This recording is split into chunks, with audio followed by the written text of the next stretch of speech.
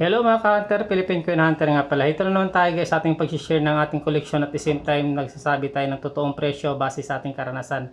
So balik tayo dito sa ating tatalakay na collection ko.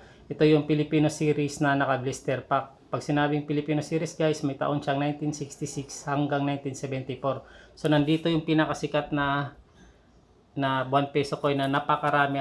Tapos ang daming nag-aalok din sa akin nito guys.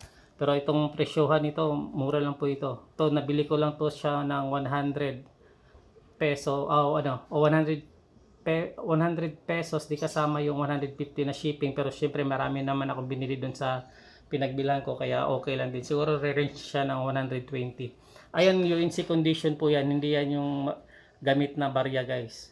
Kumbaga, hindi siya ginamit galing sa Bangko Sentral ng Pilipinas mismo. Itinabi na po siya kaagad. Ayan.